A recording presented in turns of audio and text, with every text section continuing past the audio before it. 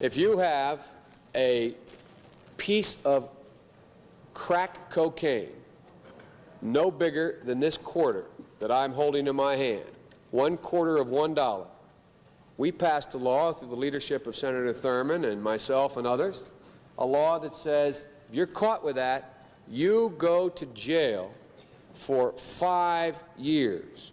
You get no probation. You get nothing other than 5 years in jail. Sometimes you see something else and it makes you think. And then something happens and you see those two things together and it really makes you think. That happened just yesterday when we spotted a video on Twitter that put Washington, D.C.'s favorite father-son team together in a way that, let's just say neither one of them is probably very happy about right now. Logan, you've got that video for us, don't you?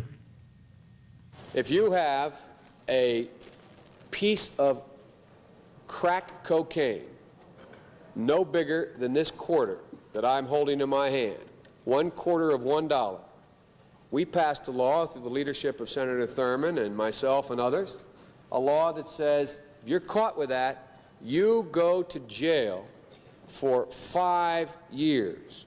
You get no probation. You get nothing other than 5 years in jail. Judge doesn't have a choice. Under our forfeiture statutes, the government can, take everything you own, everything from your car to your house, your bank account, not merely what they confiscate in terms of the dollars from the transaction that you've just got caught engaging in. They can take everything. I don't care why they've become a sociopath. We have an obligation to cordon them off from the rest of society. They are in jail, away from my mother, your husband, our families. So I don't want to ask what made them do this. They must be taken off the street. Well, it's hard to follow that. That was frankly. sure something. That was, of course, then Senator Joe Biden bragging about his efforts in the drug war during the 1980s. You love a guy who's going to talk about a piece of crack cocaine. That's a guy really familiar with street lingo.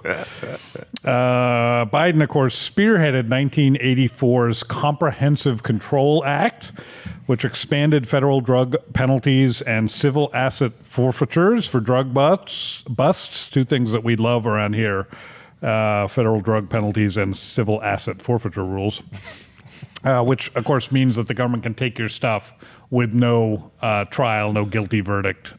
That's all. We love it, as any American would. We love it when the government takes our stuff. He later sponsored the Anti-Drug Abuse Act of 1986, which created a huge disparity in sentencing between crack cocaine users and users of the more traditional white powder cocaine, for no good reason that I can think of. And then Biden co-sponsored the Anti-Drug Abuse Act of 1988, 2 years later, creating the Office of National Drug Control Policy and therefore putting in place the first drug czar in the federal government and increasing penalties for possessing and transporting illegal drugs at that time. On the other side of that screen, of course, was Hunter Biden, breaking most of the laws that his father worked so diligently for during his Senate career. And when you just see those two things together, it just gives you a perspective that you didn't have before, maybe, of father and son, and how similar they are, how dissimilar they are. You have to be the judge of that, I suppose. One of Biden's signature issues, guys, throughout his political career, but I mean, he really made a name for it in the 80s. In fact, in, I think it was 89, George Bush Sr. Proposed some new drug laws, more stiffer, harsher drug laws. Biden went on national TV in 1989 saying, doesn't go far enough. We want more. We're not paying for any more prison cells. We need more prison cells to put more people in prison. This was Biden in 1989. this was a signature issue for him throughout his career. Hunter has clearly taken that issue away from him, right? There's no way Biden can speak about drug law, drug policy now. He has no moral ground from which to speak.